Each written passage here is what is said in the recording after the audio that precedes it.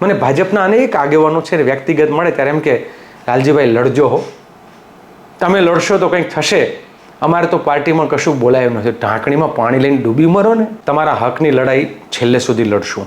અને જ્યારે સરકાર બોલીને ફરી જશે તો આંદોલન કરતા તો કોઈ નહીં રોકી શકે, ધરણા કરતા કોઈ રોકી નહીં શકે. કે ભરોસાની ભેંસને પાડોય ન આવે એ કહેવત આપણી માલધારીઓની છે. એટલે ભારતીય જનતા પાર્ટી ભરોસા વગરની પાર્ટી છે, એટલે જનતાએ મેદાનમાં આવવું પડે, પોતાની લડાઈ લડવી પડે. જે લડે તે જીતે, અને લડાઈ પહેલા શરણાગતિ સ્વીકારી દે તો પહેલાથી હાર છે. લીપાપોથી કરી છે, લેખિતમાં આવી જાય હું આભાર માનીશ. જમીન સામે જમીન, મકાન સામે મકાન અને ધંધા રોજગાર માટેની વ્યવસ્થા.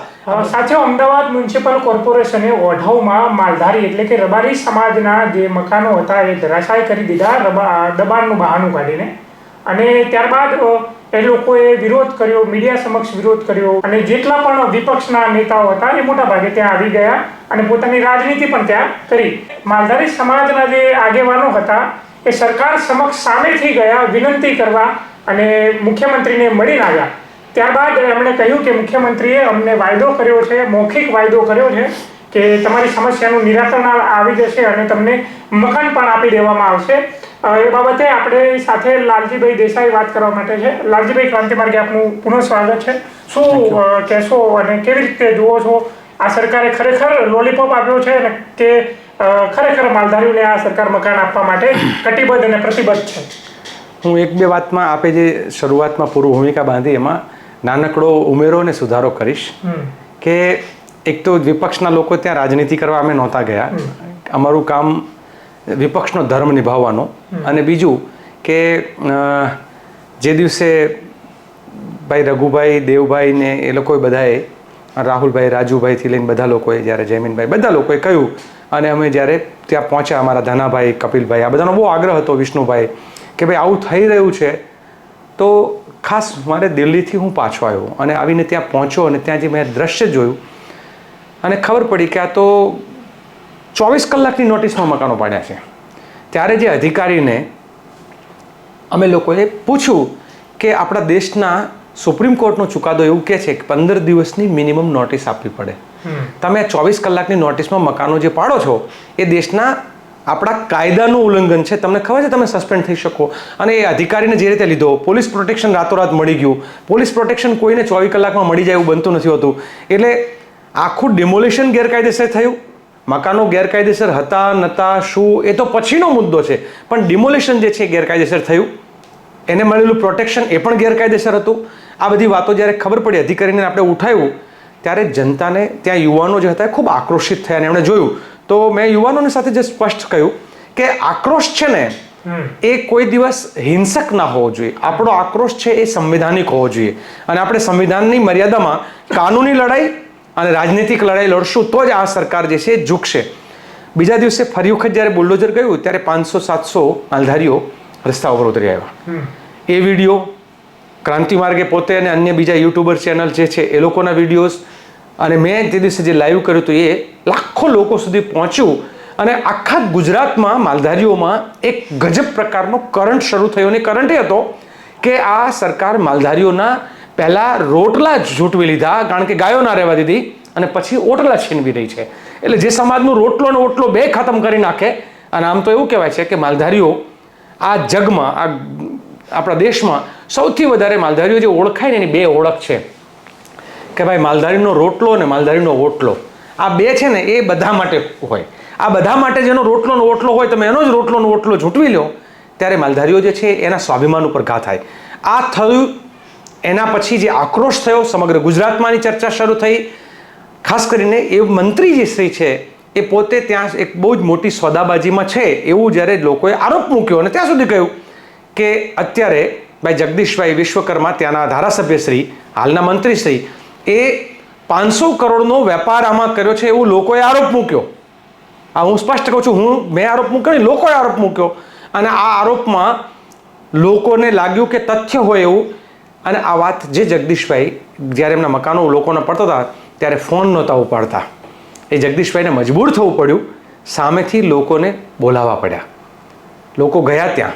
લોકો ગયા પછી એમણે એવું કહ્યું, કોંગ્રેસના લોકો અહીં આવે છે તો કોંગ્રેસના લોકો શું કરવા આવે છે, આમ તેમ. અને કોંગ્રેસવાળા આવશે તો અમારે તમારું કામ નહીં થાય. અમે સંયમ જાળવ્યો કે ભાઈ અમારા આવવાથી તમારું કામ ના થતું હોય તો અમે થોડા દિવસ ઘરે રહેશું. પરંતુ ભારતીય જનતા પાર્ટી કોણીય ગોળ ચોંટાડે અને માલધારીઓને, લોકોને, બીજા બધા સમાજના લોકોને પણ છેતરે તો આ નહીં ચાલે. એટલે પહેલી વાટાઘાટમાં નિષ્ફળતા મળી. પછી નક્કી થયું કે ભાઈ આ નહીં ચાલે. કોર્ટમાં જવા સુધીની તૈયારી કરી. કોઈક રીતે મંત્રીશ્રીને ખબર પડી કે આ મામલો હવે જરા કાબુ બહાર જઈ રહ્યો છે, એટલે મુખ્યમંત્રી સાથે મુલાકાત કરાવડાવી. આ મુખ્યમંત્રી સાથેની મુલાકાતમાં જે જાણવા મળ્યું છે એ પ્રમાણે તો જે મકાનો કોંગ્રેસના જે તે સમયના મેયરે એક ઠરાવ કરેલો, એ ઠરાવ મુજબ 8,000 રૂપિયામાં દરેકને મકાન જે છે એ કાયમી કરી આપવાના, આ બાબતમાં ગોળ ગોળ બોલ્યા છે. અત્યારે તો એવું સાંભળ્યું છે કે જંત્રીમાં રાહત દરે કરી આપશું. હવે રાહત દર એટલે કેટલી એ સમય બતાવશે. હવે નવું ડિમોલેશન નહીં થાય એની ખાતરી. રસ્તાઓ જે 40 મીટરના હતા એના બદલે 20 મીટરના જ રસ્તા કરશે એની ખાતરી. પણ આ બધી ખાતરી મૌખિક છે. હું માલધારીઓને પણ કહેવા માગું છું, બધા લોકોને કહેવા માંગુ છું કે ભરોસાની ભેંસને પાડોય ન આવે એ કહેવત આપણી માલધારીઓની છે. એટલે ભારતીય જનતા પાર્ટી ભરોસા વગરની પાર્ટી છે. આ ભરોસા વગરની પાર્ટી બોલે કંઈ, કરે કંઈ, ક્યારે બોલીને બદલી જાય એવું અનેક કિસ્સાઓમાં બન્યું છે. એટલે જે મુખ્યમંત્રીશ્રીએ અને મંત્રીશ્રીએ જે માલધારી સમાજના આગેવાનો, ત્યાં સ્થાનિક આગેવાનો અને ધાર્મિક અમારા સંતો મહંતો ગયા હતા, એમણે જે વચન આપ્યું છે વચન પાડે, લેખિતમાં આપે. લેખિત આમાં એવું છે સરકારમાં કે કોઈ પણ જગ્યાએ લખેલું વંચાય, બોલેલું ભૂલાઈ જાય. એટલે લખેલું વંચાય, આ લખાણ જે છે ન આવે તો હું આજે 1% વિશ્વાસ કરતો નથી. અને હું ત્યાં સુધી કહું છું કે જલ્દીથી જલ્દી લેખિત આપે. જેમ અંબાજીમાં ડિમોલિશન માટે કોર્ટમાંથી હુકમ લાવ્યા ત્યારે એમણે લેખિતમાં કલેક્ટરશ્રીએ પોતે ખાતરી આપી છે કે અમને વૈકલ્પિક વ્યવસ્થા આપશું અને પરમેનન્ટ એમનો વૈકલ્પિક વ્યવસ્થા અમે લોકો જે છે એ કરી આપશું. અને ગઈકાલે આપ જોયું હતું કે એસપી સાથે ને જે એસડીએમ સાથે ચર્ચા થઈ, લોકોને બધા વચ્ચે અમારા સંસદ સભ્ય શ્રી જ્ઞાનીબેન હતા, કાંતિભાઈ ખરાડી ધારાસભ્ય હતા, જિગ્નેશભાઈને હું, અને બધાની વચ્ચે મેં જ સવાલો પૂછ્યા હતા કે બધી વાત સાચી પણ મોઢા મોટની નહીં, લેખિતનું શું?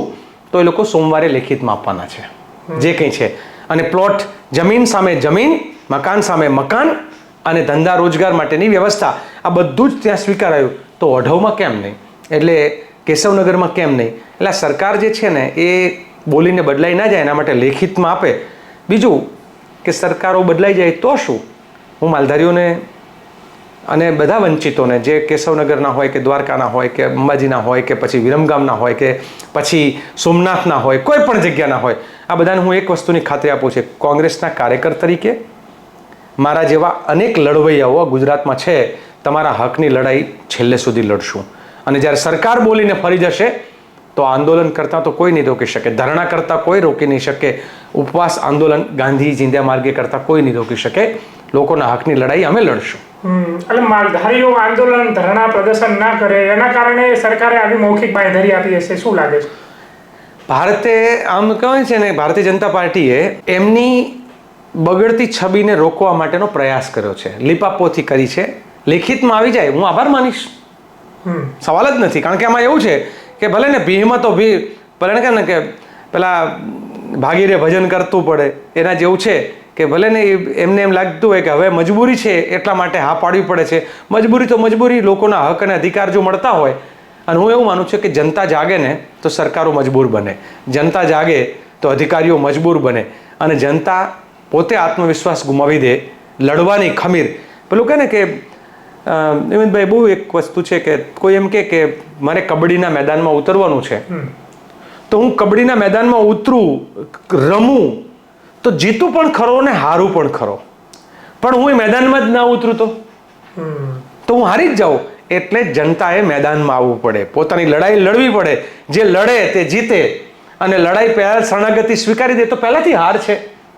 હાર જીતનો ફેસલો સમય આવે. દેશમાં સંવિધાન છે, કોર્ટ છે, રાજકીય લડાઈઓ છે, આ બધું એમ હથિયારો હેઠા મૂકી દે.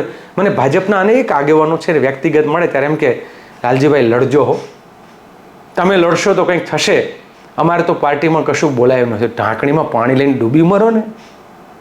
તમે ત્યાં છો, તમે નથી લડી શકતા, તમે સમાજનું નેતૃત્વ કરવાનો તમને અધિકાર જ નથી. લડે સમાજ માટે, બલબલ અધિકારીઓ સામે, રાજનેતાઓ સામે એવા લડવૈયાઓની સમાજને જરૂર છે. અને લડાઈની પદ્ધતિ લાકડીથી નહીં, લડાઈની પદ્ધતિ જે છે એ કલમથી, લડાઈની પદ્ધતિ કાનૂનથી, લડાઈની પદ્ધતિ જે છે સંવાદથી, લડાઈની પદ્ધતિ ધરણા અને ગાંધીજી માર્ગે, હું લડાઈ જ કહું છું, આ લડાઈ લડવાની જરૂર છે. ઘણી વખત તો લડાઈ શબ્દ ઉપર હા, લડાઈ એટલે લોકો એમ જ માને. અને હું એ માનું છું કે બીજું, હું કોઈ પણ આંદોલનકારી મિત્રોને પણ હું કહેવા માંગુ છું, તમે આંદોલનને બહુ લાંબુ ટકાવવા માંગતા હોય, લાંબી લડાઈ લડવા માંગતા હોય, તો સત્ય અને અહિંસાના જે બે પાયા છે ને ગાંધીજીના, આ બેને જાળવી રાખવા જોઈએ. જ્યાં સત્ય નથી, અહિંસા નથી, ત્યાં એ લડાઈ લાંબી નથી ટકતી. લાલજીભાઈ, આપનો ખૂબ ખૂબ આભાર. માલધારીને મકાન મળશે કે કેમ એ તો હવે સમય જ બતાવશે. બાકી જોતા રહો ક્રાંતિ માર્ગ ઇન્કલાબ જિંદાબાદ.